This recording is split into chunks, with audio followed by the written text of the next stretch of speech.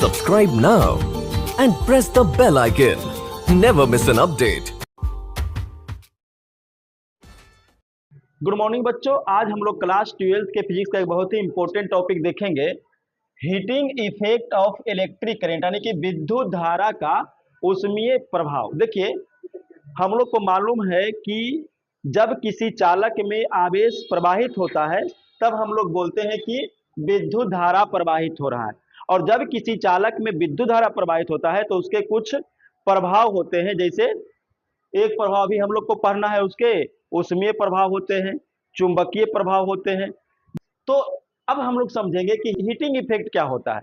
तो आप देखे होंगे कि जब किसी चालक में विद्युत धारा प्रवाहित होता है तो वो चालक गर्म हो जाता है। क्या हो जाता है?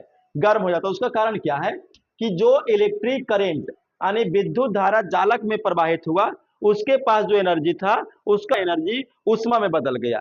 उसी को हम लोग को देखना है कि किस प्रकार से विद्युत धारा का जो ऊर्जा है वो ऊष्मीय ऊर्जा में बदलेगा।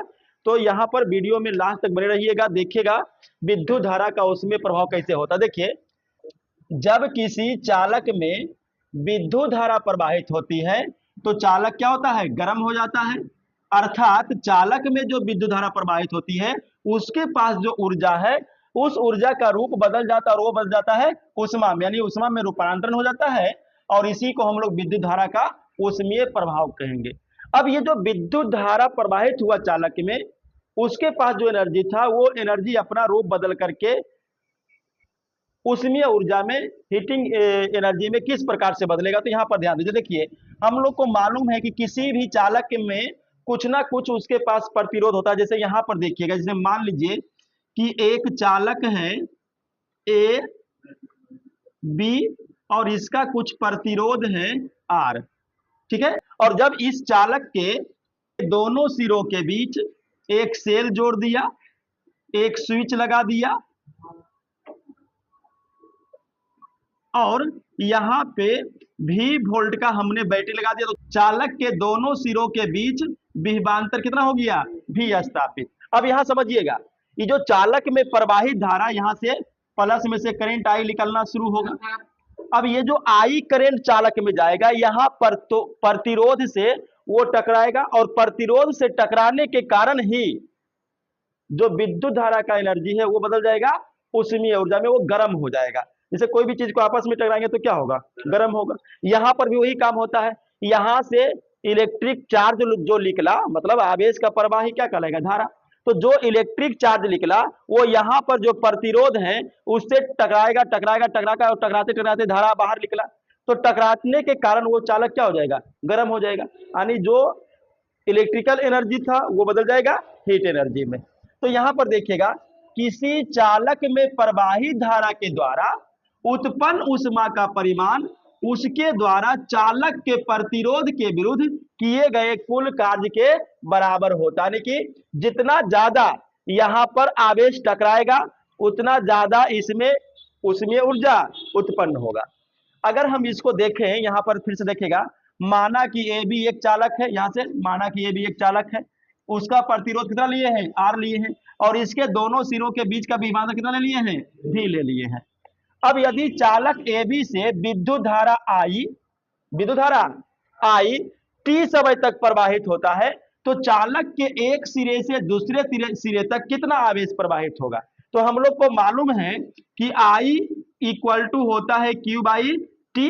अब यहां ध्यान दीजिए, देखिए कहता है कि विद्युत धारा आई कितना समय तक? टी समय तक। तो आवेश कितना होगा? ये लिख रहा है ना, एक सिरे से दूसरे सिरे तक प्रवाहित आवेश का परिमाण। तो आवेश कितना होगा? Q बराबर I गुना T। इसको इक्वेशन 1 कर दीजिए। अब चूंकि यहां से समझिएगा, यहां से आवेश यहां तक पहुंचा, तो आवेश को एक स्थान से दूसरे स्थान तक पहुंचाया गया, कुछ काम किया गया होगा। तो उस काम को अगर हम निकालेंगे, अब चालक से प्रवाहित धारा को ए से बी तक ले जाने में कितना कार्य किया गया, तो हम लोग देखेंगे कार्य का संकेत होता है W। कार्य हो गया W, और W को हम लोग लिख सकते हैं V इंटू क्यू। अब यहां समझिएगा, आप लोग पढ़े होंगे इसके पहला वाला चैप्टर में कि आवेश को एक स्थान से दूसरे स्थान तक पहुंचाने में किया गया कार्य विभव कहलाता है। तो अगर हम विभव देखें तो विभव V इक्वल टू क्या होता है, W बटा Q, यानी आवेश को एक बिंदु से दूसरे बिंदु तक पहुंचाने में किया गया कार्य विभव कहलाता है। तो अगर हम यहाँ पर कार्य को निकालें तो V गुना Q निकाल सकते हैं। और देखिएगा यहाँ पे W equal to V into Q, Q का मान कितना है I इंटू T। अब इसमें ओम्स लॉ लगा दीजिए। तो ओम के नियम से हम या तो V का मान या तो I का मान चेंज कर सकते हैं। क्योंकि ओम के लॉ से अगर हम I को देखें तो I इक्वल टू क्या होता है, V बटा R होता है। तो यहां से देखिएगा, पहले यहां तक का स्क्रीनशॉट ले लीजिए।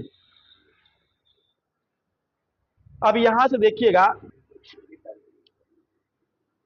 W equal to V into I को हम क्या लिख सकते हैं, V बटा R इंटू T।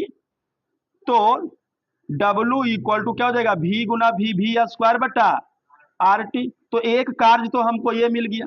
अच्छा, आपको यहाँ पर बता रहे थे कि हम V को भी बदल सकते हैं और I को भी बदल सकते हैं। तो अगर हम ओम के नियम से V को निकालें तो V इक्वल टू क्या होगा, I into R। V equal to I into R होगा ने। तो अगर हम इसी में रख दें W इक्वल टू V का वैल्यू कितना आया, I इंटू R आया, और फिर IT है।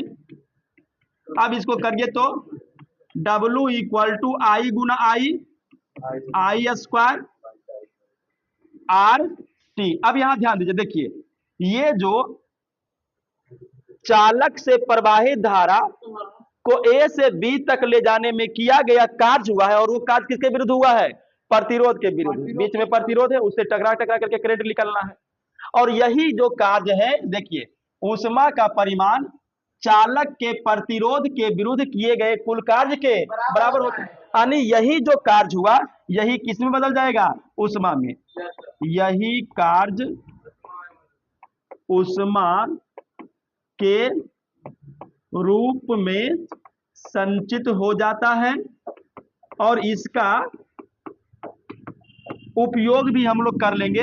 अगर W को हम ऊष्मा के रूप में Q लिख दें तो हम लिखेंगे Q equal to I square RT। अब यहाँ पे ध्यान देना है, विद्युत धारा के ऊष्मीय प्रभाव का बहुत सारा प्रयोग भी हम लोग करते हैं, जैसे आयरन करने में। ठीक है, आयरन को लाइन में जोड़ देते हैं, कुछ देर के बाद क्या होता है, गर्म। तो वो जो इलेक्ट्रिक करंट आया वो क्या बदल गया, हीट में। उसी प्रकार से सोल्डिंग हम लोग करते हैं, इलेक्ट्रिक सोल्डिंग, या फिर कुकर, अभी तो इंडक्शन चूल्हा भी आ गया है। ठीक है, या फिर हीटर का इस्तेमाल हम लोग करते हैं। तो विद्युत धारा का उसमें प्रभाव का हमारे जीवन में, दैनिक जीवन में बहुत सारा उपयोग भी है।